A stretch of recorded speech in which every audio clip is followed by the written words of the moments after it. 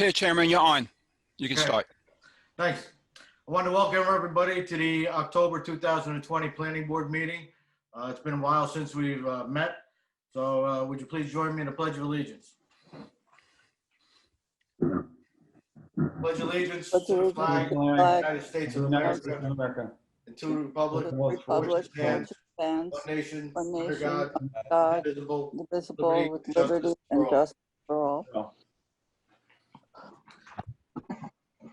First off, I'd like to welcome Eileen Aptinger to the Planning Board. She was appointed last month or 2 months ago. Eileen has been one of the stalwarts at all of our public meetings, whether it's the village board meeting, zoning board, or the planning board meetings. She's been to almost every one since 2008 when she was my running mate, and she just came to a couple to find out what was going on in the village, and she never stopped coming. So that's she does have a lot of history. She's been in the village for many, many years. She's very inquisitive and she does her homework, so I'm sure that she'll be an asset to the board. I'm glad that she finally did accept an appointment. I was trying to get her when I was an elected official, but I'm glad she finally came in.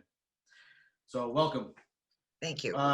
First thing on the agenda is to approve the minutes from the December 19th Planning Board meeting. Like I said, we hadn't met in a while. Does anybody have any questions or comments on that planning board meeting? As you know, there was only, I believe, one applicant on there at the time, and it was a lengthy discussion, and the applicant hasn't requested to come back. So does anybody have any additions or corrections to the December 2019 planning board meeting? Hearing none, I'll accept a motion to accept the minutes of the December 2000. Second? Second. Made it, Jeff?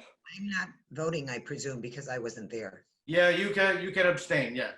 Right. Well, were you at the meeting? You weren't on the No. board. So you can't vote on it anyway. Right. No. All right. So Rosemary, Jeff made the motion. Tracy Yeah. seconded it. All in favor? Aye. Aye. Opposed? All right. So they passed. The next order of business is the Continental Gypsum site plan improvement. As you guys remember, over the past year or so, Continental was switching over from synthetic gypsum to natural gypsum. They had wanted the ability to use either or. Around 10 years ago, they had switched from synthetic natural to all synthetic, which required a grinder. But they had run out of money, and we had kept open the public hearing for 6 or 7 months. And since then, Continental was sold back in February to a company called Certainteed, a subsidiary of St. Gobain. So we're going to I would like to deem their project abandoned. But first, we have to close the public hearing that we had kept open for 1.5 years. So I'd like somebody to make a motion to close the public hearing for the Continental dock modifications. I'll make a motion to close the hearing for the modification. Is there a second? Second. All in Jeff? favor? Aye. Aye. Okay, so the next thing we're going to do, since we closed it, would like to deem their project abandoned, direct the clerk to close out their escrow account and to repay any funds that are left, or to bill the applicant for any unpaid charges of their engineering fees. So is Stephanie on, Marcus?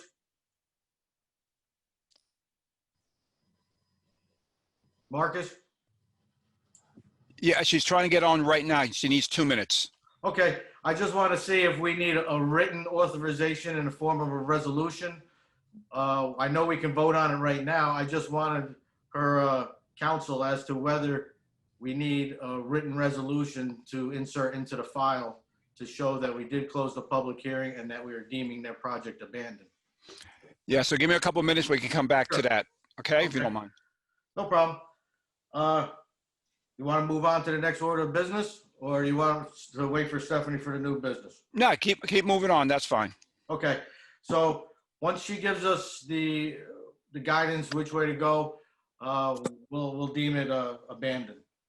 Next order of business, new business, is a preliminary submission for an application for a steep slope permit and to construct a modular concrete retaining wall at 226 Travis Avenue, Calabro.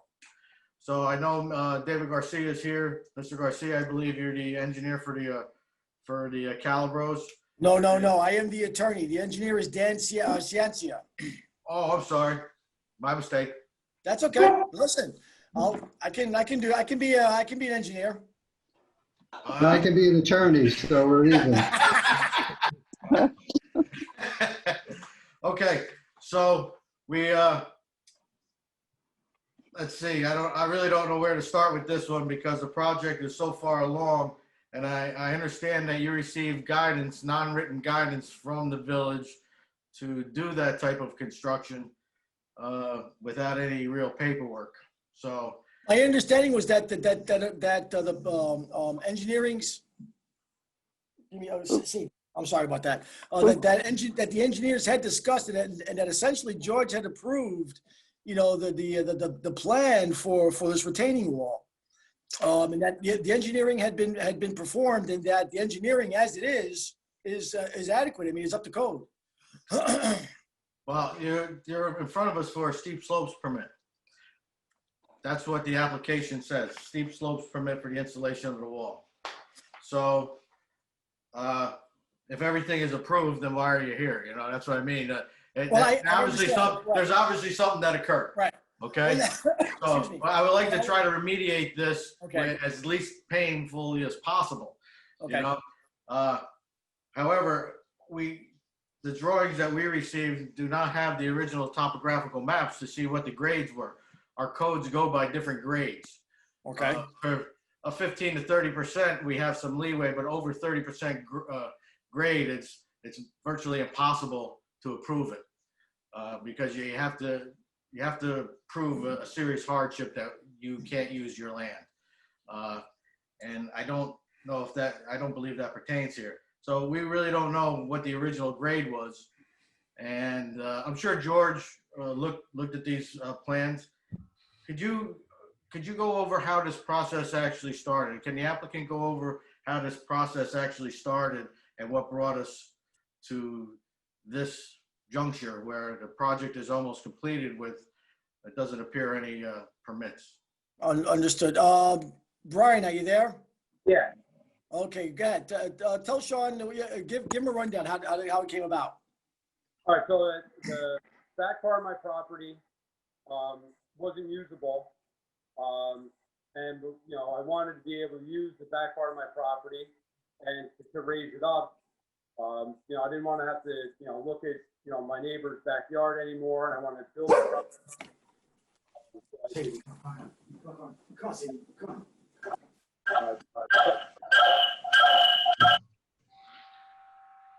At that time, the building inspector required me to get engineering,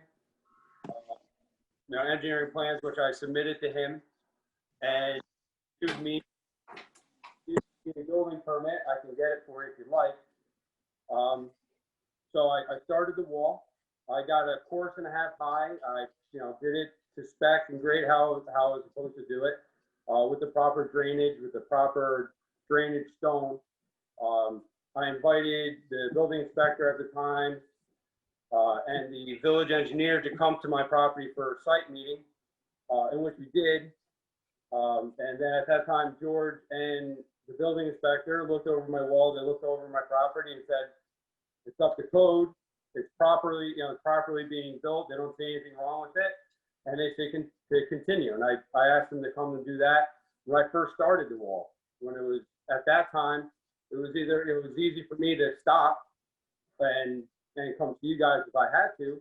But seeing how they said everything was fine, with their opinion of aesthetics, which I would gladly to say I can, definitely work with the village, and I have full intentions of, aesthetically pleasing my neighbor as far as, the looks of the wall. I actually have a contractor who has a, down payment for me to come in and do the exterior wall and to beautify it.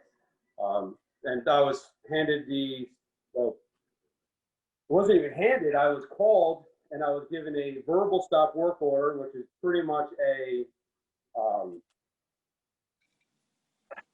gesture on it, or, you know, it was, at that time, it was like a please stop working on it order, real stop work order. And I obliged. I said, listen, I don't want to ruffle any feathers in the village. I don't want any problems with anybody. So I'll stop working on it. But at that time, it was pretty much finished except for needing fence, which I talked to I talked to Marco about it. And I said, listen, I need a fence. So the last thing I did was put up an orange safety fence so I could protect myself and protect, you know, the village from any problems with anybody getting hurt falling off the wall. So you said you had put in a building permit prior to the building permit that we have here? No, the building permit for the wall is the building permit that I received from the village. When was that?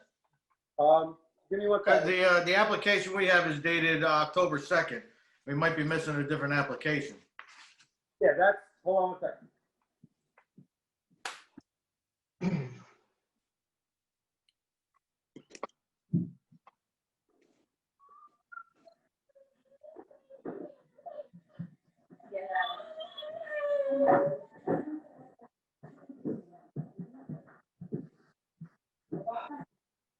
This one is dated, I don't know if you can see that, it's backwards. 9/14. 9/14. 9/14, yes. This is Okay. the retaining wall permit that I got from the village of Buchanan. Okay. And at that time, it wasn't identified that you would be modifying any steep slopes? Nope, not by the building inspector or by the village engineer. Who determined that it was a steep slope? That's a good question.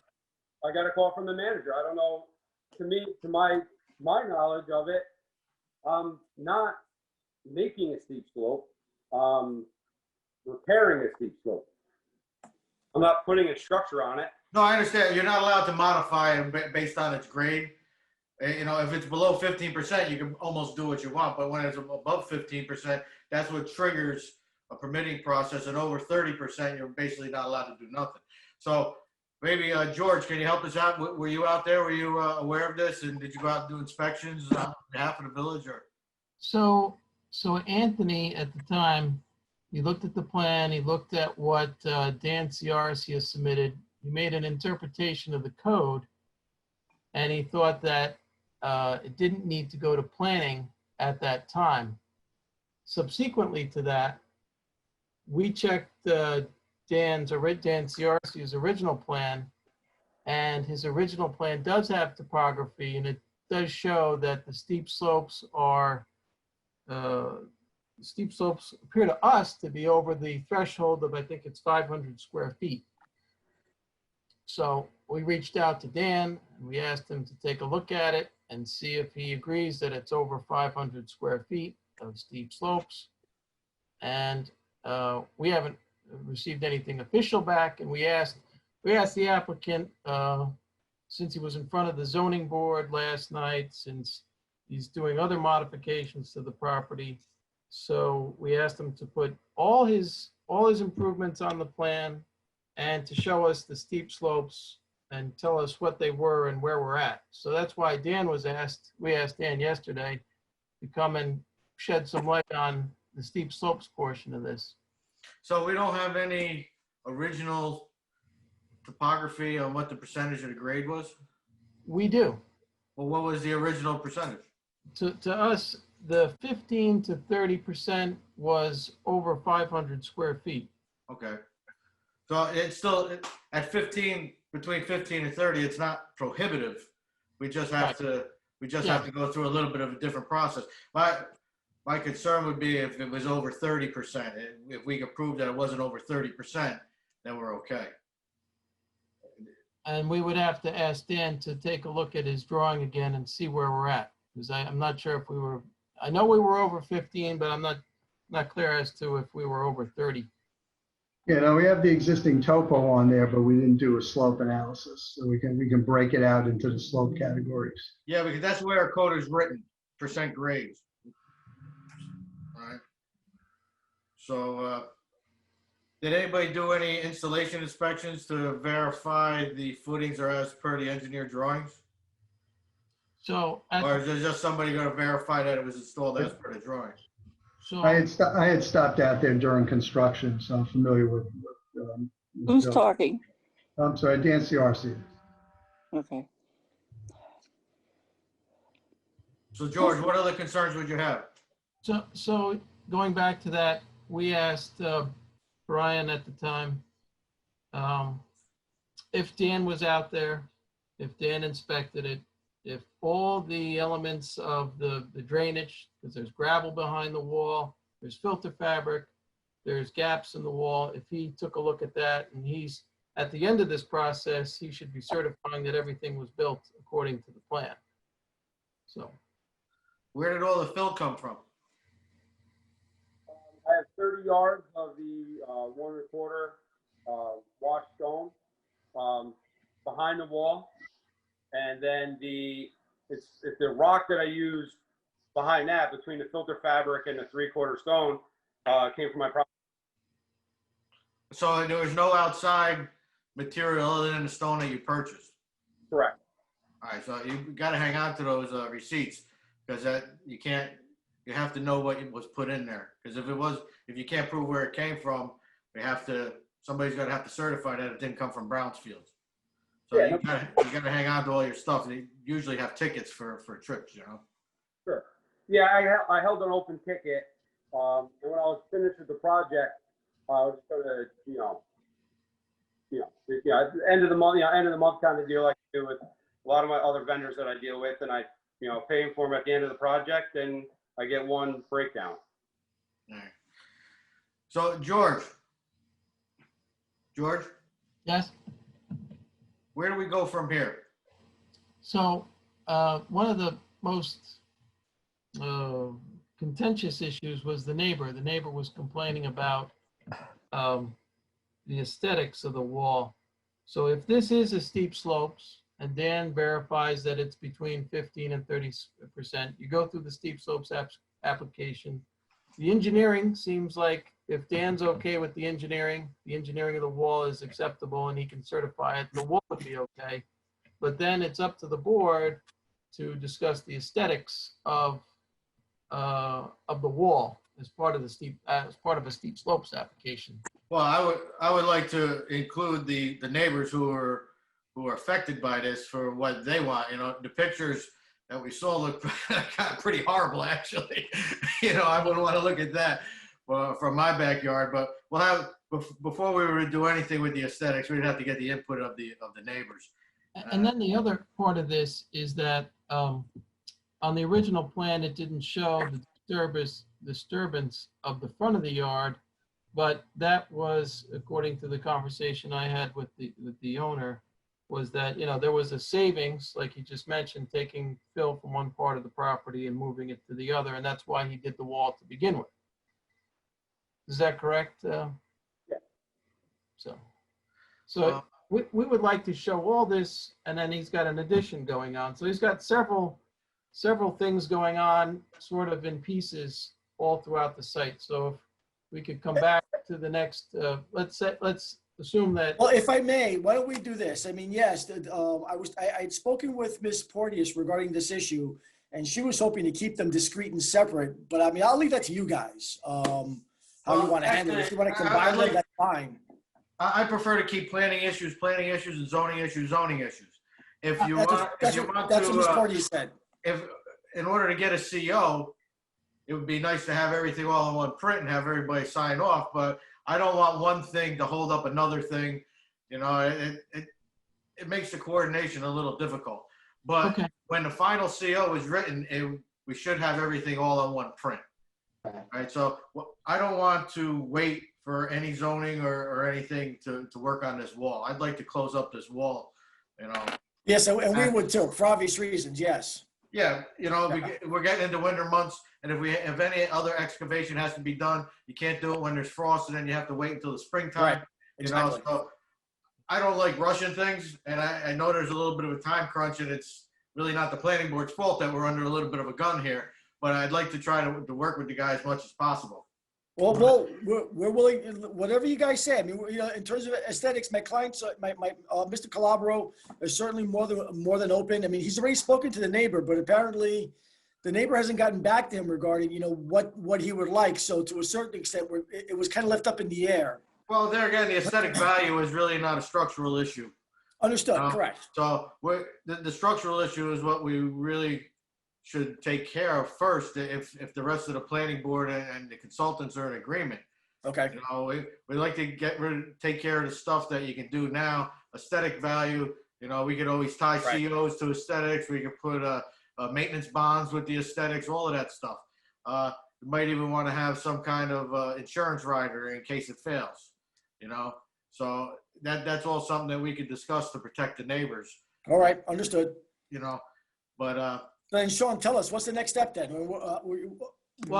first ahead. I want to hear what any of the other planning board members have to say. Okay. What they think about it. They reviewed, the plans that we had were just the final plans. The engineering plans that were submitted when Mr. Calabro went and spoke to the building inspector, we didn't have hard copies of it. Marcus took individual pictures of it and sent it to us, but it's very difficult to look at a print in 5 different screenshots, and personally, I don't even look at that as an approved plan because you don't have any of the stamps on it. You don't have the keys. Everything is segmented. So I really only like to look at entire drawings. So I'd like to hear from some of the other board members if they have any questions for anyone regarding this. I have a few questions. Go ahead, Eileen. Was this a standard type of retaining wall? I did go over to Casabella and looked at their retaining wall after I had spoken with Marcus on something else. And I personally would want some type of aesthetics because from the pictures, I wouldn't want to look at that. But is that a standard retaining wall that you put up? Yeah, correct me if I'm wrong, George, but that is an engineered product that we actually this became an issue in 2009 and 2010 when we had an issue with a different member of the planning board when they referred to this type of product in what some people called a derogatory term.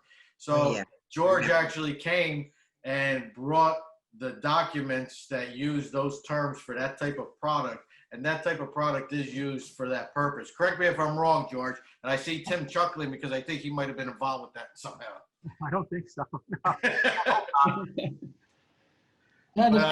Do you remember that, George? And I do, and we also had it at the property on the corner with Millen, similar situation. They put up the similar type wall, and they put a stucco, they bonded to that wall some type of cultured stone, and they made a pattern, and it looked kind of nice.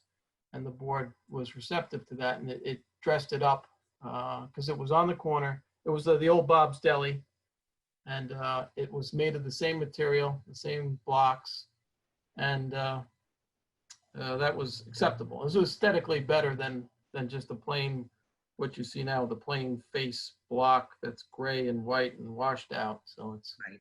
What are the separations? Why are there separations in that block? maybe Dan can answer that. It's just the edges are not, they don't perfectly made up. They're a little rough.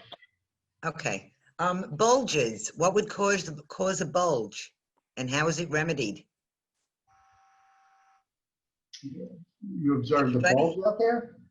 Well, this is off. I took this off. I didn't come up with that out of my own head. I was looking at your plans and it said something about bulges. Would there be a bulge of any sort coming off that wall? I'm not sure what you're talking. I don't recall any reference to a bulge on the plan.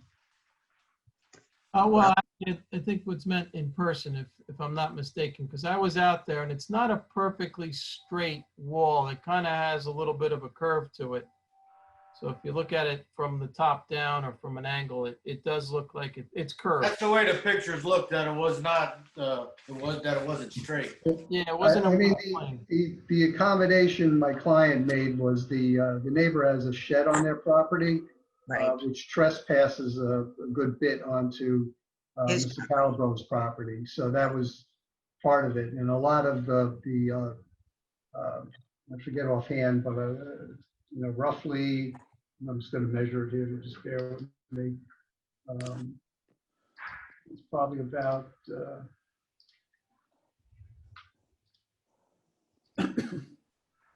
something on the order of 5 to 6 feet from the face. So Mr. Calabro's property goes from the face of the wall another probably 5 to 6 feet toward the neighbor. And the wall was set back that distance to basically not force, get into a dispute over moving the shed. So Right. that was trying to be a good neighbor. Okay. To help everybody, I put it up on the screen so you can see what it looks like. Yeah, but there's no property lines on that. Now, the property line's shown. The property line's right here, guys, down here. Okay, I'm sorry, yes, I'm sorry. Yep. And you can see where that shed sits Yep. with respect to I the got you. property line. Okay, I just have two more questions, quick. The drainage, it said a 4-inch PVC pipe. Where does that drainage go? Just out of curiosity. I mean, it goes downhill. I mean, it's I any know that. No, I but got I mean, it's picking up the groundwater that Okay, is leaching out of because the key to a retaining wall like this is you don't want an accumulation of water behind the wall. no, I don't want to. So it is, so the argument always is, are you creating any water? No, we're not. It's the same, if water was there, it would be the same groundwater that would be bleeding out of the slope prior to building the wall. So Okay, no one new last water. One last question. Metal posts or hardwood? Why would you use hardwood versus metal or vice versa? For a Well, fencing? the fence is really there for safety. It's just so I know somebody that. doesn't fall off. So, we left it up to my client to put whatever he wanted to put there, but it really is for his protection that nobody inadvertently goes over the edge. But what I'm asking is, it says metal or hardwood. Why give an option? Or is there a reason for an option? Choices? It could have been chain link or it could have been a stockade fence, but it had to be a fence. I mean, from an engineering perspective, there had to be some sort of safety railing there to protect the edge of the wall. And I basically left it up to my client to select the type of fence that he would prefer. Okay. All right. Thank you.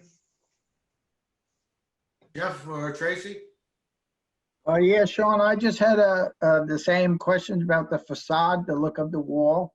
And is the 4-inch pipe big enough for the drainage, or would it have to go to a larger pipe to handle? It's just groundwater, so there's never a very high flow. And the truth is that because of it's not a poured concrete wall, so even if the water was to come up, it's going to come out through the gaps between the blocks. Oh, so they lock Really- into each other? Yeah, I mean, they're butted up against each other, but it's not obviously watertight. So this type of wall doesn't really ever get an accumulation of water behind it. For that But reason. when they do the facade on the aesthetics of the wall, is that going to seal up them cracks, or is it still going to be able to flow out naturally underneath it without eroding? I guess depending on what they use, they could provide some kind of, if we're doing poured concrete, we'd probably put some pipes in to be weep holes. So we could probably do some sort of similar thing, just put like a little piece of cut off PVC pipe or something to provide like a safety outlet for the water at some interval along the face of the wall. Okay, and the last question was there any plan for landscaping as far as shrubbery to soak up some of the water from the height of the wall, or was that included in the plan, or? I mean, we really didn't change, the amount of impervious out there that was going to increase runoff. And shrubberies aren't going to really absorb a whole lot of water. I mean, you could argue that they could absorb some of the groundwater, but because of all the drainage behind the wall, you're really never going to get a lot of water accumulating in proximity to the wall. It's going to Okay, drain down through the stone. That's all I had, Sean. Thanks. Tracy? You gotta unmute yourself, Tracy. On the facade, will the facade have to be chosen and worked into the engineering based on the water? Well, the facade, whatever ends up being is really going to be superficial. Okay, So as I said before, we would probably want to just make some provisions for emergency overflow if water really accumulated behind the wall, but I don't think that's going to happen, but it's not a bad idea to provide some breaks in the solid, wall, or solid veneer that goes on the wall, or whatever facing goes on. that's all, Sean. Okay, thanks. So, George, who's gonna verify or sign the prints that this structure was installed as per the approved engineering drawings? Is that gonna be the applicant? Is that gonna be you? Or who would do anything with this? So the way it was structured is the applicant's engineer would certify. Dan had mentioned he was out there during construction. He was out there, I guess it sounded like you were out there to see the final product. Is that correct, Dan? I was out there when it was partially complete. And would there be any issue with you signing off on what was built? No. So to answer your question, Dan would certify that the wall is constructed according to his plans and his details. So structurally, it sounds like it's acceptable. It would be acceptable to us. Dan's a licensed engineer. We've always accepted licensed engineer certifications, so we have no reason to not accept it now. So it seems like the main thing that might hold this up right now is verifying the original topography to grade to see if we're actually allowed to do that. Do you see anything that we should be doing? And I'm going to ask Stephanie about whether a public hearing is needed, but we definitely want the input of the neighbors before we would make a decision on this project. So part of my conversation with the owner of the property was to kind of get our arms around where we're at, where we're going, and to get the neighbors' input, to get this all on record so we don't come back and say, well, we said this and the neighbor didn't have an opportunity to talk about it or whatnot. So that would be part of the next step you were asking earlier. And it also, part of the next step would also be to the front of the yard had some disturbances, how that's going to be remediated, even though that was separate. He took dirt from there, he's brought it to the back. How's he going to finish that slope in the front, on the front side of the property? And the last thing is, since these things, like you'd mentioned, are aesthetics, is the wall right now, I don't think there's anything other than the fence. And is the temporary fence adequate for a safety fence? And that, I guess, would be a question for Dan. Is that safety fence adequate right now? And are you okay with that, or want to talk to that? Well, I had asked Brian to put the safety fence up simply because, it's so that somebody's aware. I mean, the hazard is that somebody doesn't realize it's there and is out there in the dark and then walks off the edge. So Right. the safety fence would keep somebody from doing that. Well, is that Obviously- safety fence installed? Because in the pictures that I saw, there was no fence up there. Is there one there now? Yeah. Yeah, There was okay. an orange snow fence with some metal posts in there. I guess we're gonna, I don't think orange snow fence doesn't meet the OSHA requirements as a safety fence. it has to be able to withstand a certain impact. The orange Well- fence is not suitable for safety from falls from heights. No, I understand, but Brian had a stop work order, I got you. and I felt it was important that the edge of that wall be protected until this all shakes out. Absolutely. I understand. So, But, you know, just to let everybody else know, that can't stay like that if you're gonna call that a safety fence. That's more or less a notification of a potential hazard, you know? Right. So what I would like to do, and I know the code doesn't say that we have to for this type of application, but because there's so many neighbors involved, I'd like to, if you guys agree, to set a public hearing for next month to hear any neighbor within the 200, or our code says 250 feet, but everybody within 250 feet obviously is not going to be impacted by this fence. I don't know how the rest of the board feels or how the applicant feels about that. But I definitely would like to hear from the neighbors, you know? So do I. I've been trying to reach out to Mr. Thompson for years about doing this. Last conversation I had with him, I said, you know, you pick the material, I'll install it. And, you know, at the last conversation, it sounded like he didn't want to get involved with the wall and kind of just left me, you know, to do it I on my understand own. that, but if we set the public hearing, we notice them, this is their chance to talk. After the public hearing is closed, their window has closed, so their input, I always like to get the input up front, so that when somebody says, nobody told me, I say, yes, I did, you had the chance, you know, so. You know, like I said, right now, you say yourself, time is of the essence. You know, I gotta finish this thing. You know, waiting another month, it's gonna get colder, just like you said. The ground's gonna start freezing. You can't work around it. I want to do something.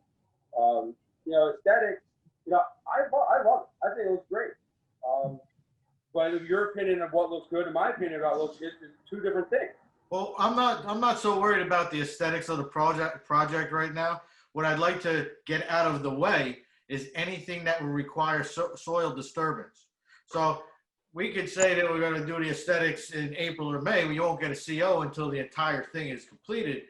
But in order to verify the grade, to make sure you have all your trip tickets for the fill material, to remediate the front, we can get all of that done before the frost is done and worry about the aesthetics later. But I would like, in case for some reason something were to come up where you would have to dig again, that would be a problem. And I would like to, if you guys agree, to try and get everything done that would require any disturbances before the frost. So if we set a public hearing or a notice for November, if there are no real outstanding issues and everybody has a chance to talk, we can close the public hearing in November. And if the engineers can agree upon the verifications of the things we just talked about, we might even be able to have a resolution in November. So, you know, we're in October right now, and we can't really circumvent the policies and procedures or show favoritism to one person or another. I know the village was involved with this early on, and maybe some of these things should have been flagged. And if it comes to where you're financially impacted, you might have some action, but we can't work on that fear, and we can't circumvent what we feel is right and what the rules are. Well, Sean, that's fine. Hold on a second, Brian. Sean, well, that's fine. I guess the question becomes, how soon can we have the public hearing just so that we can move this, just so we can move this along? I recognize and I understand the village's concern, and granted, it's fine. But also, by the same token, Mr. Calabro raises a good point. I mean, time is kind of running against us right now. So the question becomes, how soon can we have the public hearing? At the next planning board meeting, 4 weeks. And how far into the future is that? 4 weeks. The third week in November. And in the intervening 4 weeks, then, while we await the public hearing, will you permit Mr. Calabro to at least continue to complete what he can with the assent and not so much permission, but with the approval of the engineers, your engineer as well as George. So George, what do you think? So I think, as Dan mentioned earlier, and as the applicant mentioned earlier, this wall is complete. We're the only thing that we're really missing right now is landscaping and the fencing, as I understand it. And I don't know, I don't understand what's really left for that landscaping and that fencing. So we want to address the safety issue, which is the fencing, of course. So if you could get something to the village ASAP about what this fencing would look like, that would be great. And as far as landscaping, I would think that you're doing some type of grass. What was planned as far as finishing it? Was it grass? If it is, then you're throwing down, we're not objecting to throwing down topsoil and seed for stabilization for the winter. That would make sense to us. All right, so here's a couple scenarios is, getting a nice looking fence right now is everything's backwatered, everything's crazy as far as shipping, as long as those lines are. So I'm just gonna run run a black chain link fence for now until the fence I ordered comes in. Because the way everything is right now with COVID, getting anything is just taking a lot of time. Everything's months and months and months away. So I was gonna do a chain link fence. I was gonna do some shrubs on the top, as long with topsoil and shrubs along the bottom. So I'd have, nice looking shrubs on, between me and Mr. Thompson, and allow those, whether arborvitaes or what kind of yearly tree will just grow up and just cover as much as the wall as possible. Then on the wall itself would be, whether Casabella comes in and, they stucco it or lattice, or we had talked about ivy vine, something to just, make it look nicer. But yeah, I'm gonna do grass on the top, planting trees, and a chain link fence. So George, do you think there's anything that would prohibit us from lifting the stop work order to finish the grading of the property? Based on what was just said, if we're just talking about stabilizing the soil and making it safe, those two things, I don't think you want to prohibit. So No, I don't want to. I'm just wondering, and Stephanie could chime in, if legally we could do that without having approved drawings and plans. I know we have the drawings and plans that were previously submitted, but we don't have a site plan. We don't have a resolution for any of that. So just to finish that, so as long as the applicant knows that that is subject to change. So Okay. he plants a plant and the board looks at it. Well, actually, it's a good opportunity to look at the plants that he's planting and say, well, that's not going to grow tall enough. We don't have species. We don't have numbers. We don't have calipers. We don't know all that kind of good stuff. But if he plants something and we say, okay, that one's not going to grow tall enough to cover the wall, we want something taller, that could happen. So just to put that out there, I know you probably didn't submit on a landscaping plan. I didn't see any landscaping to that effect. If Stephanie can give us the legal interpretation, if we're allowed to allow him to keep working like that without a formal resolution. Okay, I have a couple of questions because I don't have the whole plan in front of me just because they weren't mailed to me so George, maybe you do. The permit application procedures under the code, right? You understand, do we have that? Proposed work, 500 feet, all the neighbors, all the stuff that are required in an application No. for steep slopes? For steep slopes, he made the application for the Correct. steep slopes, but the next step would be to notice, if that's the question. And But do we have everything it- that's required to be in the application? Do we have that? do we have a complete application? Yeah, The answer is no, because Dan would have to do the steep slopes analysis for the above, the 15 to 30% and anything above 30%. So we don't have that. okay, because that's what's troubling to me. And I know it was done backwards. We disturbed and now we're coming back to sort of correct it. Yes. But I would think, in my opinion, we should probably have the steep slopes analysis before we keep disturbing and or filling and or planting or anything else. I mean, that's my opinion on this. Why Well, would we keep? I would agree with you, Stephanie, but however, the wall is completely constructed and it's already filled.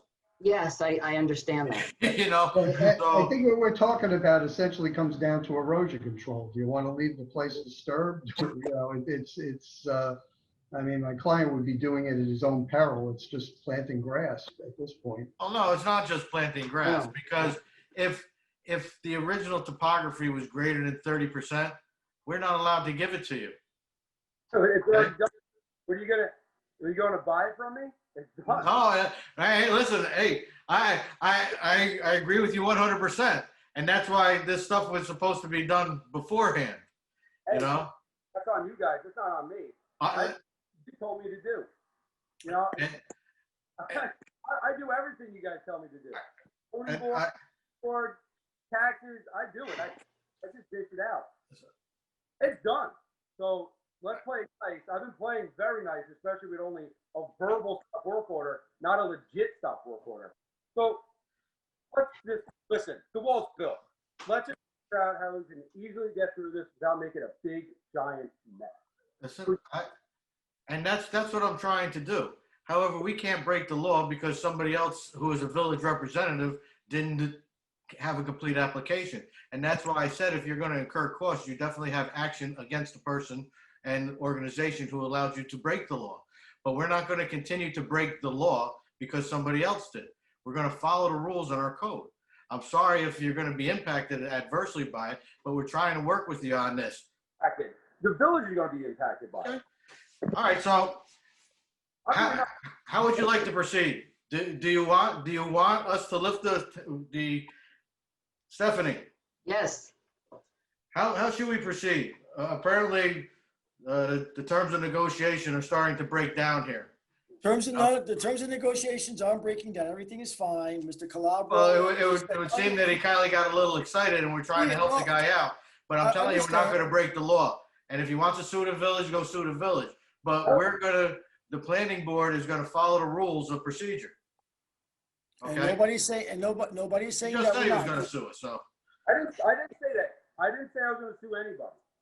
Okay, so anyway, I think that if it's just a matter of erosion control, and that George agrees with, then at your own risk, you'll do some erosion control. And in the meantime, we'll do a steep slopes, or Dan will do a steep slopes.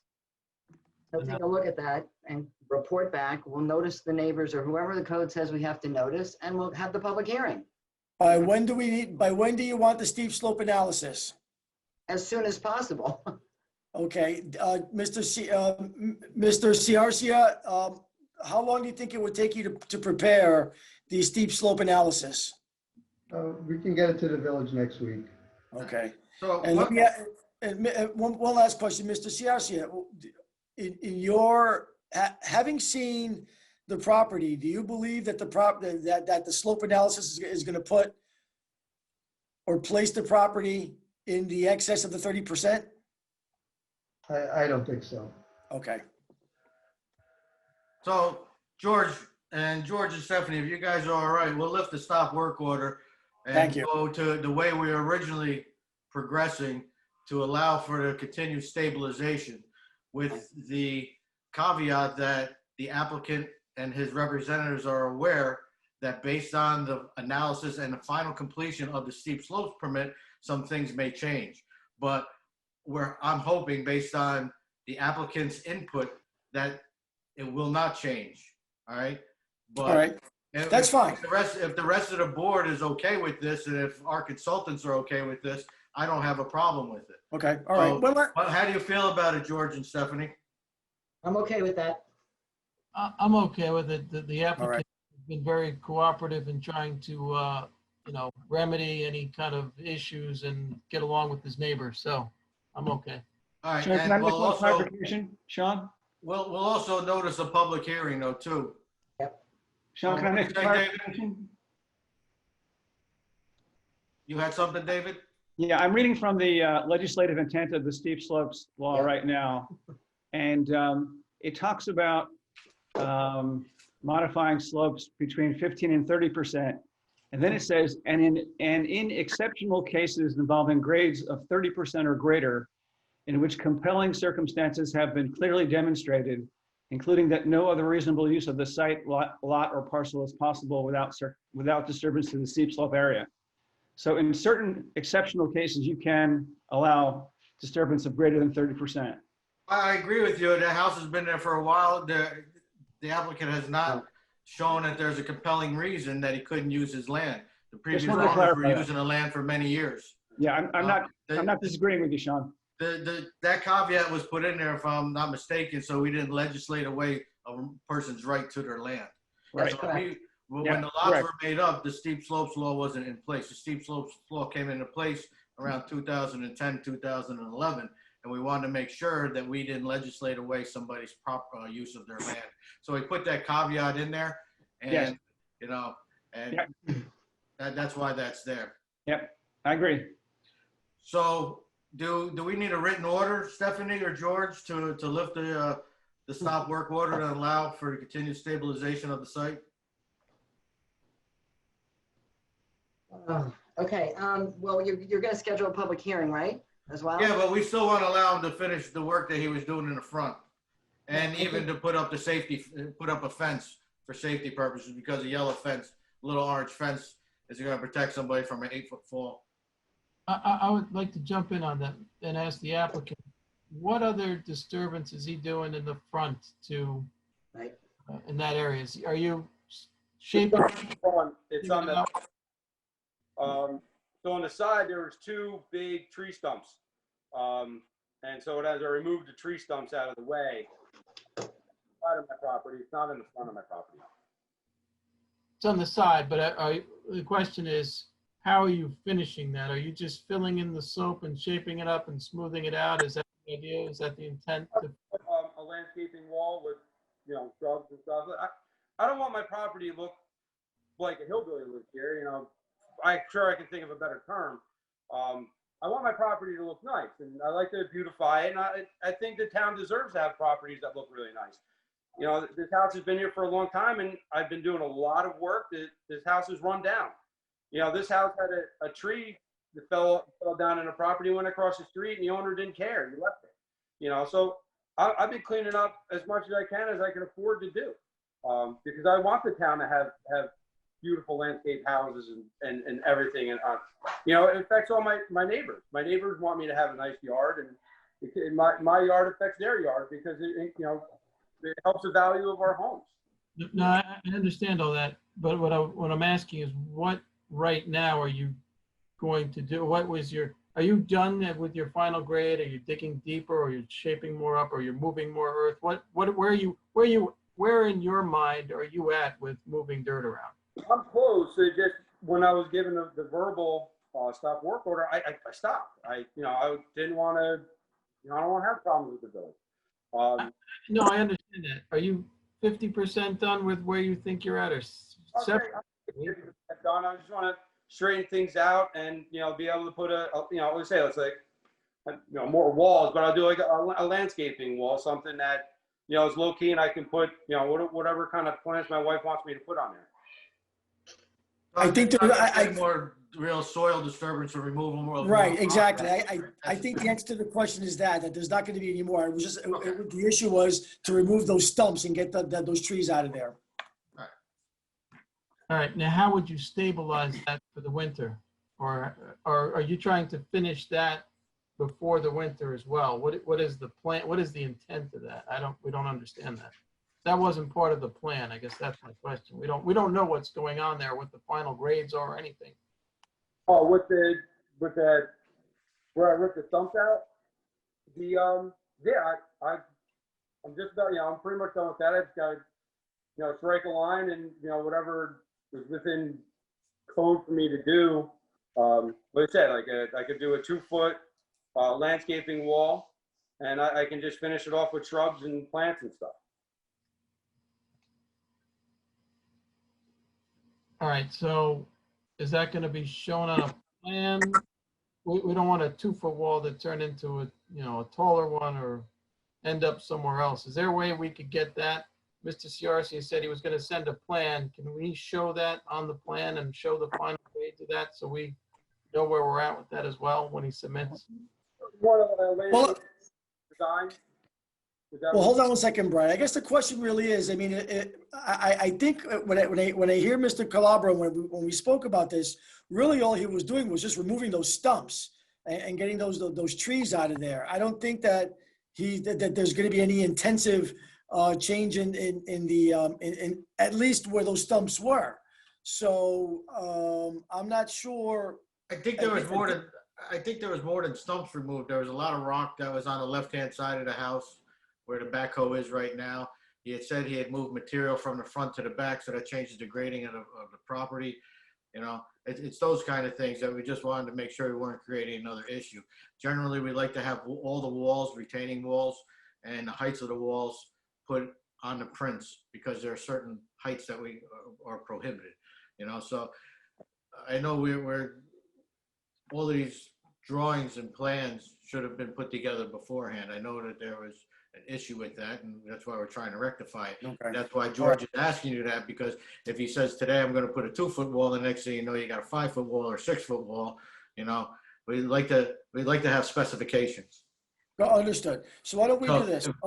George, well, if you like, we can meet at the property, we can go over, we can talk about it. I don't think that at this point that Mr. Calabro really has formulated any concrete idea regarding what it is he wants to do. We can talk to you and we can express what the desire is so that you're on board, that you understand where Mr. Calabro would like to go. So why don't we do this? We'll lift the stop work order. You guys do the stabilization. We set the notice of the public hearing. You guys, George and Mr. Garcia gets together. We draw up the plans. You present the plans, the stamped plans with all the specifications for the heights of the wall, type of fencing, whatever you want. We'll have them ready for review at the public hearing, and we'll go from there. How's Sounds that? good. And you That guys, sounds good. you got to remember, you got to verify the grade. You got to have the verification of the fill material. You're gonna have to show what you're remediating in the front, where that wall's gonna be. And you guys are okay with that? The rest of the members I know I don't want to keep beating a dead horse here. We've been talking about this for an hour now. You know, and I think we've kind of come to either an agreement or a stalemate, but we have to move forward with something. No, I believe it's So an what do you think agreement. about those terms and conditions? I'm fine with that. We can meet tomorrow if you'd like. Okay, so I'd like a motion to set up, what's the next planning board date? What's the third Thursday? Hold on one second. Tell me it's not Thanksgiving. 19th. The 19th, correct. That's not Thanksgiving, is it? No. No. Okay. So we're gonna set I'd like a motion to set a public hearing for steep slopes and site plan amendment to 226 Travis Lane to occur on the 19th of November. Motion to set a public hearing. Second, Not Travis Avenue, not Travis Lane. Jeff, you got a second, or Eileen? Yes, I'll second. Okay, Jeff seconded. All in favor? Aye. Aye. Okay, Mr. Calabro, in order to set the terms and conditions of the public hearing as well as the approval of steep slopes, there's a notification requirement of 250 feet, I believe it is. If you talk to the office, Cindy will be able to give you the names and addresses of the people to be noticed. Before or during the meeting, you have to bring in either receipts or non-deliverables of the registered letters that there was due notice given of the public hearing. Stephanie, if you want, we could draw something up, but I'd like to, I don't know if we could do this verbally, but I'd like to have the village authorize the removal of the stop work order for the stabilization of the disturbed slopes, and that Mr. Garcia or Garcietti will meet with George to go over the plans. And at the public hearing, we'd like to have the final plans of what the fencing is. We're going to need the verification of the grade and the fill material, as I previously stated. Is everybody okay with those terms and conditions? Yes, Yes. Sounds good? sounds good. Stephanie, do we need anything in writing that we have to vote on, or can we hold off until the next meeting? I'll let the village know. I think Marcus is on too. We have a Okay. part-time building inspector, so we'll pass it along. David, I will Yes. have I will have the legal notice done. What day is today? Thursday, maybe tomorrow or latest Monday, so that you'll have to All right. get a copy of it from the Okay. village, and then you'll get the addresses, and that's what gets mailed out. Right, Mr. Calabro knows what to do. He's done this before, but yes, thank you very much. Yep. And we're supposed to have all the paperwork submitted to the consultants 10 days prior to the meeting. And they Okay. be mailed directly to them? Say again? Can the paperwork be mailed directly to the consultants? Sure, if you guys set up your email addresses, you can do it electronically. You don't have to drop the papers off at the office. I don't believe there's any prohibition to doing it electronically. I know everybody's been doing it lately, but just make sure that there's verification of receipt of the documents that are requested. Okay? Okay. Sounds good. Is there anything else on this subject that anybody would like to discuss before we move on to the next agenda item? No. No? Okay, thanks a lot. I appreciate it. We'll see you on November 19th. You'll be the first. Everybody be well. Okay, everybody be well. Thank you. Thanks. Right. Next on the agenda, we have a preliminary application for the asphyxie pad at Indian Point for the spent fuel storage installation. I don't see any Entergy people on now. Rich Baroni stayed on the whole time. I don't see him now. No, I'm on. Oh, okay, Rich. So we do have the initial plans. We have the seeker form. We have the application for soil disturbance as well as the print for the location. I also put in, when I spoke with you guys back in, I believe it was July, you gave me the PowerPoint presentation for the independent spent fuel storage expansion project. I made copies of it and asked the office staff to put them in the boxes for all of the planning board members. So how do you guys want to just give a brief discussion on what we're doing and introduce the rest of the planning board members to it? I don't know how familiar they are or if any members of the public are looking at this. This is an expansion of a pad that was originally, there was one pad that was installed, I believe it was in 2006, and is currently occupied by dry cast. This expansion is going to be required to get the rest of the fuel that's in the fuel storage building onto the pad for dry storage until it's accepted by the government. So I would like Entergy right now, if it's possible, for them to just give a brief overview, or I don't know if they had a PowerPoint presentation set up or what they had organized with Marcus, but I would like you guys to just explain the project briefly.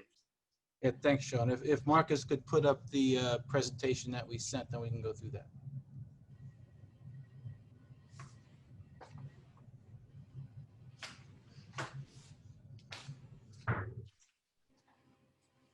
Okay, good evening. My name is Richard Baroni. I am the Director of Special Projects here at Indian Point, focusing on the activities necessary to decommission units 1, 2, and 3. I would first like to thank the Village Planning Board for accepting our permit application for the excavation of the new independent spent fuel storage installation pad, commonly referred to as the asphyxie pad. We all understand that this is the first step in the planning, development, and construction of the new pad installation.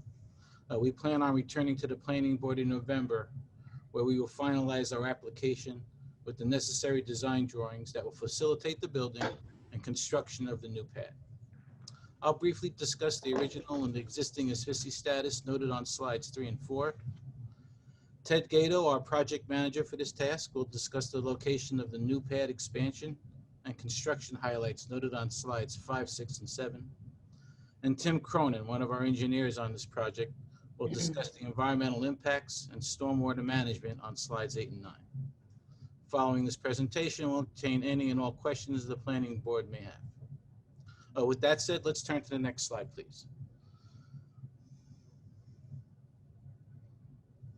The next slide after that, Marcus.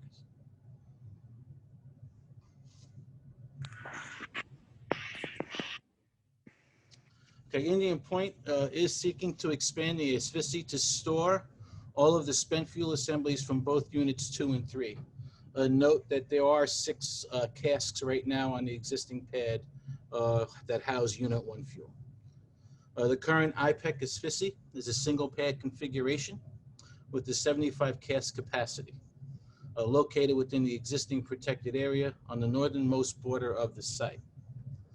Its elevation is approximately 90 feet above the water level of the Hudson River. The new expansion effort will provide for a new asphyxie pad that will have storage capacity for approximately 55 additional casks for a total of 130 on both pads. We will need 50 casks to house spent fuel on the new pad, and an additional 5 casks to house what we would be classified as greater than Class C waste. That's basically radioactive material that at the present time cannot be shipped off-site, much like spent fuel. Marcus, you went too fast. But anyway, as mentioned, the existing asphyxie has a storage capacity of 75 fuel casks. There are currently 52 casks stored on the asphyxie pad. By the end of, okay, stay right there. By the end of 2021, there will be a total of 58 fuel casks stored on the existing pad. The rendering here is a good model of what is on the existing pad. However, it does show many more casks than we currently have. So I'll now turn it over to Ted to discuss location and construction highlights. All right, my name is Ted Gatto, project manager on this asphyxie project, the additional pad requirement to get all this fuel out of the fuel pools onto the pad. We applied a classic value engineering approach to this location, whereas we developed several design criteria, came up with alternatives that fit that criteria, and evaluated against it and picked the best solution, which for us was it occupies the smallest overall footprint when considering existing and expansion site and optimizes the apron as part of the haul path. Basically, it occupies the smallest area possible, which leaves more land for development in the future and still maintains the functionality that we need for a 10 CFR Part 72 facility. Next slide. This just shows, it's actually a Google map with our existing facility and the location of the new facility. And just to orient the folks looking at it, on the left is the Hudson River. On the right of this drawing is Broadway. The top is north, and the building that we're sitting in right now, which is just out of sight, is the GSB to the south. This was an optimized position. We actually hired a consulting group that has built many asphyxies. They have a lot of experience, and this really is the optimum place to put this asphyxie. Next slide, please. It's nearly identical except for size to the asphyxie that's actually installed now. The thickness is 2.5 feet. Construction standards are the ACI Institute 318. As I had mentioned before, it meets the Code of Federal Regulation 10 CFR 72 as an NRC code, very strict code for building this asphyxie. The buffer zone will be to the north of the pad as determined by dose calculations yet to be performed. And we need to relocate the retention pond. Detailed engineering and groundwater studies will determine the size and location. And this is a perfect segue to introduce Tim, who's going to discuss exactly how we're going to approach the groundwater, stormwater retention, and stormwater control. Tim? Thank you very much, Ted. If you could go to the next slide. These are just statements of fact that any plan that we submit will certainly comply with these requirements, and I'm sure with the village reviewing it and George Palmer reviewing it, these will all be this is the starting point with any project we do. We know that we have to meet these requirements. If you could go to the next slide, and even after that, perhaps, these are just the guiding principles or the guiding guidelines of what we'll have to do. I suspect that we will have greater than 1 acre of disturbance. And since this is a commercial project, it will require coverage by the New York State speedies permits for both quantity and quality. I think quality is something that's making sure that the stormwater is clean before it's discharged. As far as quantity goes, since we're discharging directly to the Hudson River, I think that that's is not as important as the quality aspect. And Marcus, if you could go to one of the plans, I can then describe what we're going to be trying to do and the various, I guess, sources of information that will be our starting point when we go do our design. The area that we're developing, there's currently a stormwater pond. I'm sorry, Tim, do you want me to go to another part of the presentation? Yeah, if you could go to one of the plans we submitted. Yeah, Either, which one? I've got them both on the screen. either one, A, B, or C.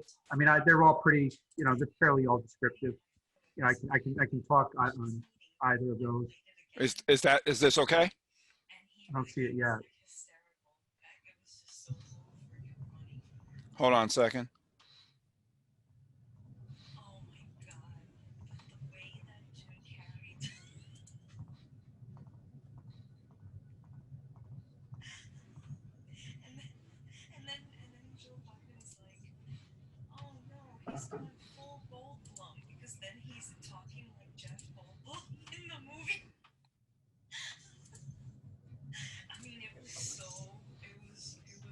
Can you see it now? Yes, yeah, that's fine. This plan right here is, if you recall, one of the renderings from the earlier, the PowerPoint presentation, where you see the cast is actually the location of the existing stormwater pond, and it will be the location of the new, the second Isfisi pad. And there's going to be some excavation required for that because we have to get it down to the same elevation as the existing Isfisi pad. However, in this location, there is currently a stormwater pond which accommodates the runoff from the parking area as well as from the GSB. We met with Entergy today, and they're in the process of compiling the information that governed that design, so we can see exactly what that pond was designed to do. Because we obviously have to move it, we're going to make sure wherever we move it, that the design intent will be achieved in the new location. And so that's one component that we'll have to deal with. The other component is the runoff from the new pad. And again, that was, I think, a different engineering firm took care of the runoff from the existing Isfisi pad, and that's a series of, I think, smaller stormwater management ponds, level spreaders as the water makes its way down to the Hudson River. We're obtaining that design information, and then it'll allow us then to see if there's some components of that initial design that we can incorporate into the new design. And we need to get the water from this location down to the Hudson, and since there's already a series of ponds and stilling basins and so on, I think it's prudent to try to utilize those than to try to construct new, especially considering, once you go to the west, which is to the left of the existing Isfisi pad, the slope is pretty drastic. And anything you do with stormwater, since it's water, you generally have to make it level, and to make additional areas level on an area that's steep slope is just going to be an incredible amount of disturbance. And based upon the topography here, we expect that there's a fair amount of rock. We're hoping that it's, in my case, it's for the stormwater, well below the surface of the ground. But I suspect for Entergy, they're hoping the rock's closer because it'll be more stability for the new pad. But as I said, we met with Entergy today, and they're compiling that data. We actually received a fair amount of it earlier today, and I suspect we'll get more of it tomorrow. So our exact design will be contingent on what the initial designs were, what information or what existing facilities we can try to utilize to help address this stormwater. And hopefully, no matter what we do, it's going to be really as much as possible incorporated into the existing. And that's pretty much the basic elements of what we're trying to do. One question I have, Mr. Cronin, is on the southeast portion, there is a man-made lake that accepts stormwater runoff also. That's a dammed lake that was made by Con Edison. On the southeast, going to the lower right? Yeah, the old Con Edison entryway, about 100 yards into the property to the right, and you can see it if you look at some aerial views and even some maps. There is a large lake back there, and it is dammed, and it runs off down into the Lents Cove Park and goes into the river. So I was wondering, and there is a pole, a bridge with a stream that runs from this property into that lake, into the river. So I'm not exactly sure where the feeds are for that, whether it's groundwater, whether it's storm water from catch basins.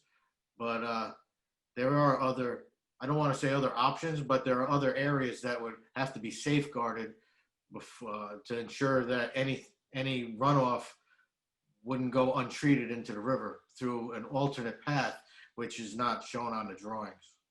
And thank you very much for that. I was unaware of that pond. I guess it's closer to Broadway. But if that's, it's actually, it's over a hill. I used to take my kids back there because they like going back there. There's a lot of frogs, and part of the dam is actually, the spillway is actually collapsed now. But it is a big lake, and it is man-made, and it's poured concrete walls. well, that's certainly something we'll take a close look at, because with the increase of impervious that the new asphyxia pad is going to do, there's going to have to be some, a fair amount of stormwater management for the quality component. And if there's another item out there, that pond you referred to, that it could only help. Hopefully it's an option. Now, this pad's going to be down 10, 12 feet below the existing grade. So hopefully wherever that pond is, it's at an elevation that if it's feasible to use it, we'll get to it. It's well below that grade. My concern is that it would have to be monitored somehow so that there's not an unmonitored release. There have to be a way to check that.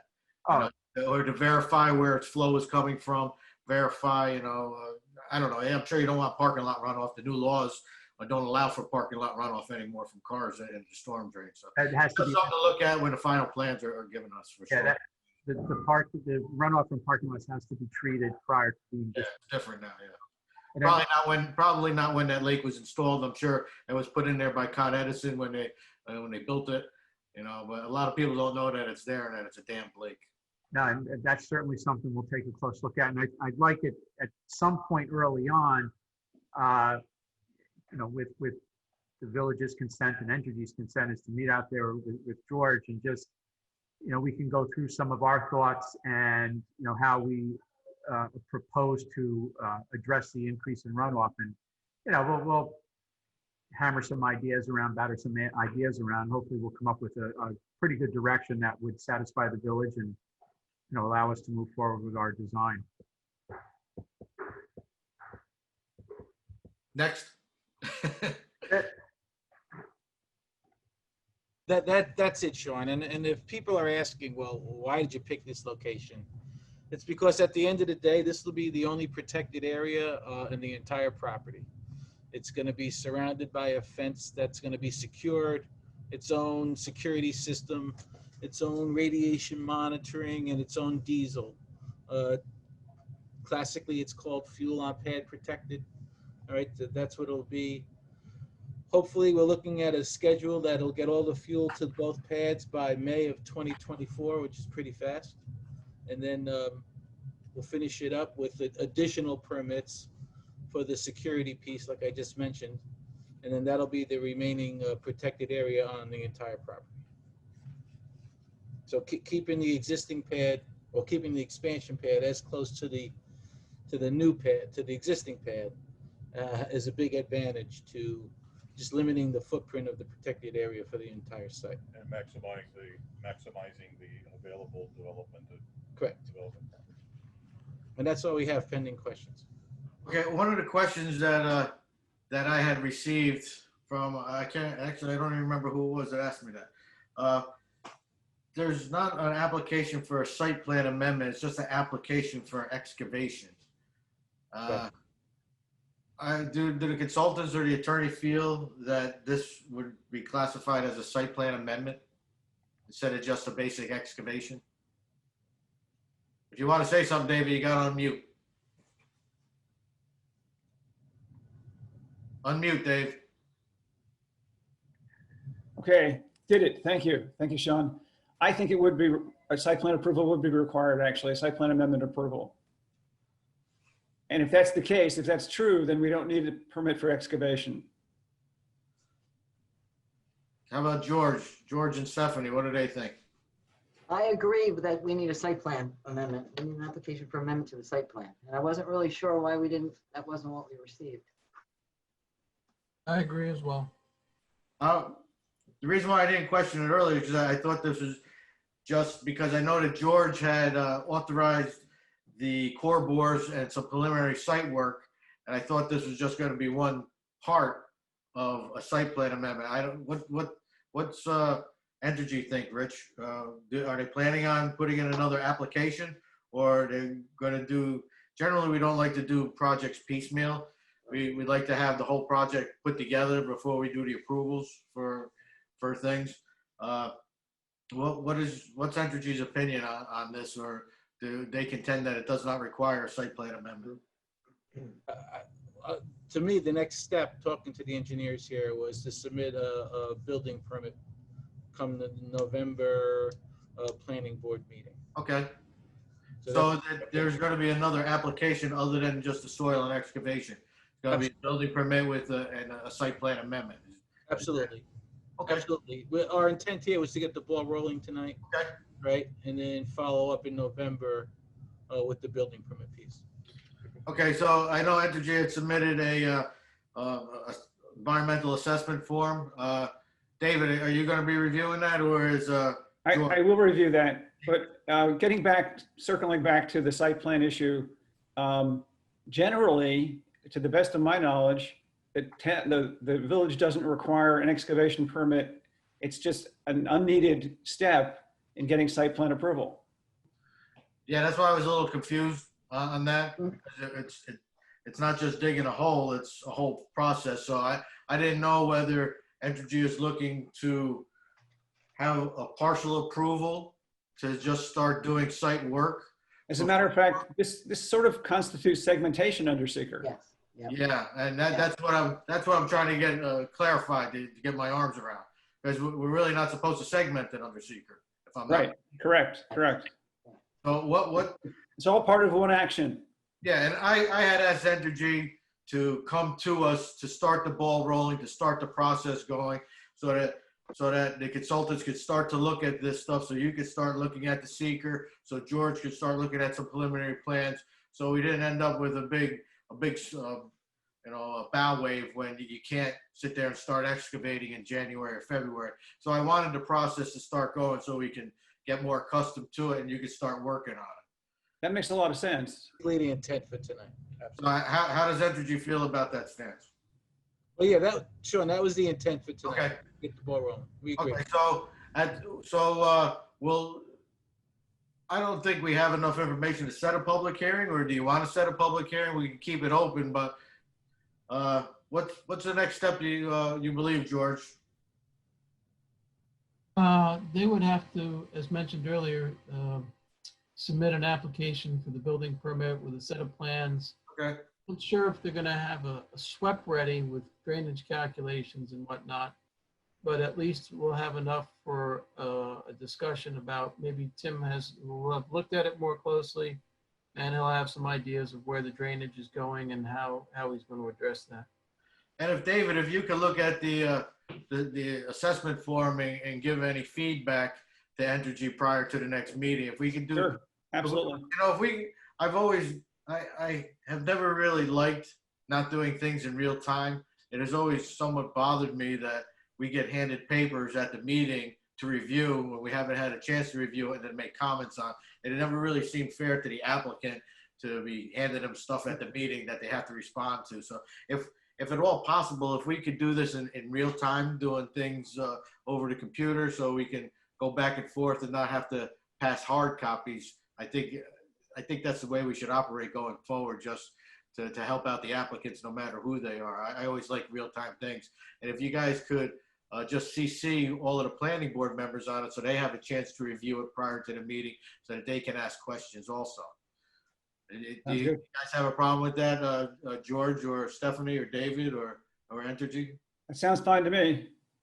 How do you guys feel? How do the rest of the planning board members feel about it? Do they have any preliminary questions that they would like to see answered by the next planning board meeting by Entergy? Yeah, Sean, I have a question. Basically, the present pad, is there testing wells around the pad? And then You talking the about new pad, Are you talking about monitoring wells? yes, yeah, Negative. There are No. negative. So are there gonna be new testing wells set up for that facility for the new pad and the old pad next to the transfer station? It's not in the existing plan right now. No. Okay, thank you. Eileen or Tracy? I have nothing. No, Eileen? no, Sean. Okay, so we'll keep Entergy on for the next planning board meeting, which would be the 19th of November. And Maybe if we can go first next time, it would help a little bit. Huh? they had their paperwork in first, and I asked you guys to come since August, so. But whoever gets the paperwork in first is the way that they get on the agenda, so. It'll be tomorrow. It'll be tomorrow. Okay. Okay, so if, I don't know if Entergy has all the contacts for our consultants. Are you guys able to coordinate between George and David? I know, Tim, you've probably worked with George before. I don't know if you've worked with David at all. And we have years ago. It's been a while. Hey, So Tim. if you guys could just verify that you have lines of communication so that the documents don't sit there for 5-10 days. Sure. Just remember to CC us. Marcus can give you our email addresses so that we can have some educated comments, let me put it that way, without having to rush. Okay, so I understand. As we develop papers or we develop plans, we'll submit them piecemeal. Is that how you want to do it? If I found that to be the quickest way. No, that's fine. I just want to understand exactly what the market. Yeah, David and George will tell you guys what paperwork we need to complete the seeker process, what they believe you guys will need to have a completed application to set a public hearing. So whenever they ask you for something, say, we have a question on, number 7 of the seeker, if you guys can just respond to that question is taken care of.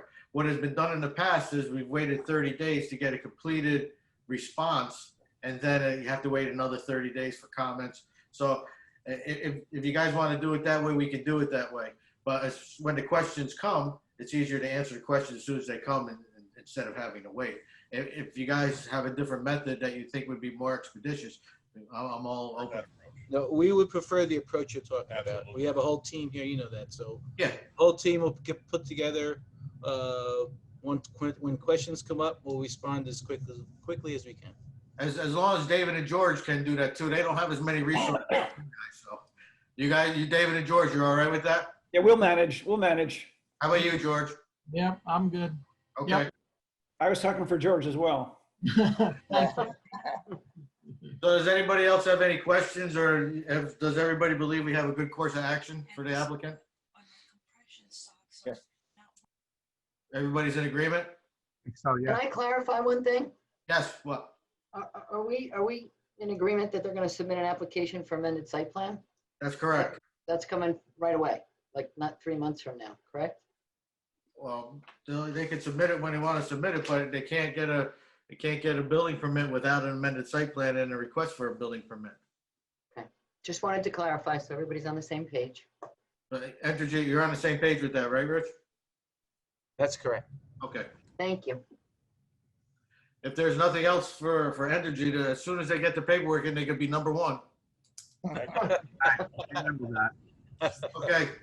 If there's no other questions, I'd like to go back to our first thing on the agenda. I appreciate Entergy for coming and talking to us about this.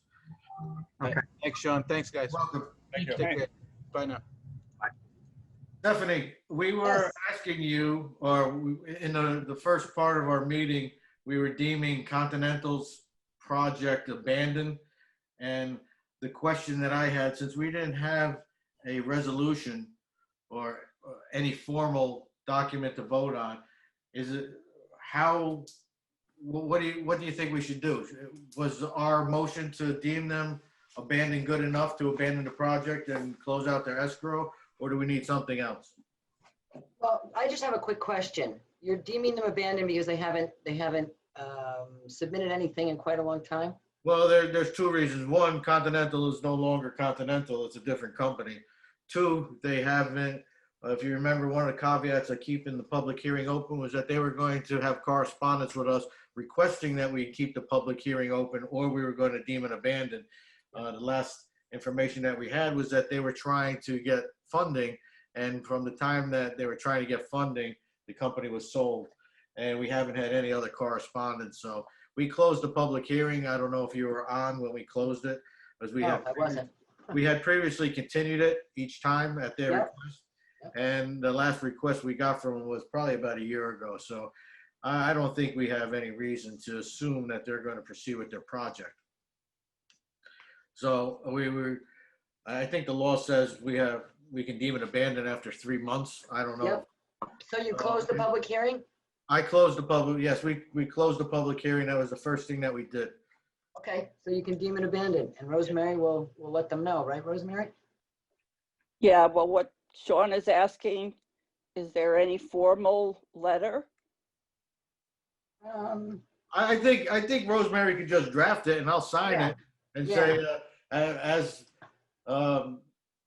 due to the fact that we have not received any correspondence, which was a requirement of continuation of public hearing, we have now deemed your project for calendar 3/18 PB to be abandoned, and we're closing your escrow, and we'll send them any balance or send them a bill for any unpaid fees.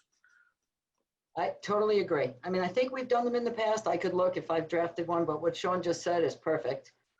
Quick question, Rosemary, you haven't heard from them at all during COVID or before? Nothing, Nothing. Okay. nothing. Okay, because neither have I, and they tended to write to me for a while, and then COVID hit, and I never heard again. But yeah, the burden is on them to continue to keep this moving with us. So I think Cindy was having correspondence with Scott Statler. oh, until when? Just recently. Well, I think just recently, because I believe they owe $15,000 and they want to collect the money. But Oh. they haven't met the terms and conditions of continuation that we had, of the public hearing that we had set. So, Okay. we had granted them leeway because they were all right with us and they were doing everything they said. But I think there's only so far we can go.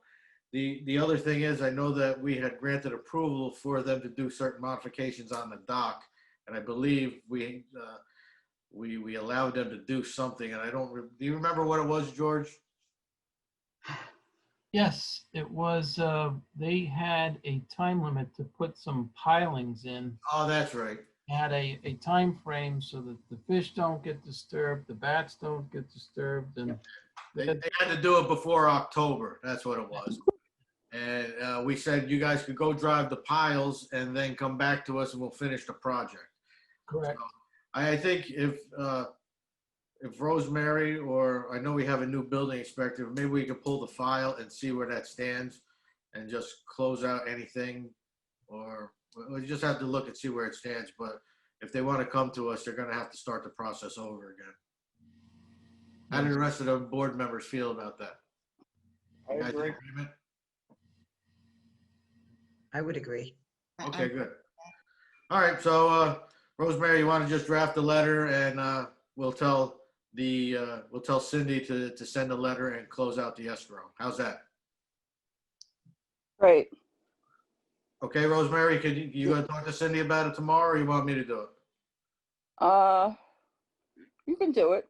All right, because I'm going down to talk to the building inspector tomorrow anyway, so I'll stop by and let them know. Or even, Marcus is on the call. He could tell her too. No problem. I'll take care of it tomorrow. One other thing that I wanted to talk about, if there's nothing else on Continental. At the last, Can I ask a question? sure.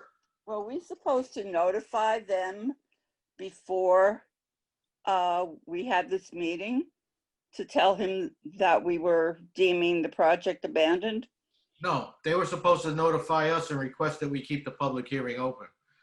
They Okay. failed to notify, for the last 12 months, they haven't spoken to us. That was the contingency that we put on them, that they had to tell us that they wanted to keep it open. And I believe I explained it to them a couple of times that if we don't hear from you for a couple of months, we're going to abandon your project. And they didn't have a problem with it. Okay, thank you. If they have a problem with it, they have a problem with it. I can't imagine they would because they no longer own the company. But, Okay, good. Thank you. One other thing, at the last village workshop meeting, there was a discussion about the overlay district and that the village board was going to request the planning board and zoning board's input. I know that I had given my input. They haven't formally requested anything in writing from the planning board. I would just ask the rest of the planning board members to review what the proposal is, to review my comments as well as David's replies to my comments, and see if you guys have any additional comments, so that when the village board does ask us for a formal reply, that we're ready for it and that we're able to discuss it prior to submission of a letter to the village board. So if anybody on the planning board has any questions for David right now, or if you would like to review the draft legislation or the comments that I had made or David's responses, now's a good time to do it since we're all here. I know we're going to be here for the next couple of months because Entergy's project is going to go on probably for a good 4 or 5 months now in the future. And so I just wanted to ask you guys if you had any input, if you had a chance to review it, or if you just want more time. I'd like more time. Okay. I agree. Okay. And we just look at it and we can discuss it. Well, we can even put it on the agenda for next month so that I can remind myself, because I've been forgetting a lot of things lately. So just jot something down and we'll talk about it next month. Okay? Okay. Okay. Does anybody else have any questions or comments that they want to go over? I would normally ask Stephanie for a synopsis of any ongoing lawsuits, but I'm really not in the mood for it tonight unless the rest of the board members are. I know how much Stephanie enjoys talking about 10-year-old violations and 15-year-old violations and stuff like that. It's always fun to go down memory lane, but probably in the interest of saving time, maybe we wait for that. I agree. Thank you, Sean. Okay, if nobody else has anything that they'd like to discuss, entertain a motion to adjourn the meeting, and I appreciate everybody coming. And I want to thank Eileen again for volunteering to have some enjoyment on the planning board. Oh, we're Try and make it as fun as possible for you. Oh, thank you. I need fun in my life. Sounds great. Mr. So can I Chairman, have you got anything, George? Motion we adjourn? I actually had a question. Way back when we were calendaring the accessory apartments. Oh, We need yeah. to get a new building inspector up to date on the, we're supposed to look at them every 5 years or 10 years. I forget what it was. But maybe the new building inspector should be brought up to date on that. I was under the impression that was taking place up until maybe 2 or 3 years ago. Okay. But I'll bring it up to him about the accessory apartments. Yeah. I don't think the continuations didn't have to go to the planning board. The only ones that had to come to the planning board were when there was a change of ownership with an accessory apartment. The review process was solely with the building inspector. So when there was a new accessory apartment or a change in ownership of an accessory apartment, that's when it got on our calendar. The reapproval process didn't. Correct me if I'm wrong, Stephanie, is that how you recall that law? Yes, that is how I recall it. And I don't know whether Anthony was doing it or our building inspector was doing it. But yeah, we were supposed to be calendaring them and setting up a system, so. Yeah, that system was supposed to be the building inspector. Yep. You know, Yep. a file was supposed to have been created with accessory apartments, and that's one of the reasons why there was a computer put in there, so Yep. that a calendar notification would come up when the term of the accessory apartment was set to expire, and they were supposed to notify the owner that there was going to be an inspection based on the law. Whether that had transpired, I don't know, but that's one of the reasons why we had bought those computers back a while ago. I gave him a list more than once, Okay. and I don't know what he did. He Okay. had to inspect the apartments. Yeah, it's just a re-verification. They didn't have to put in they didn't need an application. But I'll ask him about that tomorrow if he's up to speed on that or not. I'm not sure if he is. Anything else? Motion to adjourn. I don't think you can make a motion, Rosemary. Oh, but I'll second that. I'll second that. All right, I'll make a motion to adjourn if nobody has anything else. No. Is there a second? Second. All in favor? Aye. Aye. Thanks, everybody. I appreciate it. Yep. Good night, all. Night. Good night.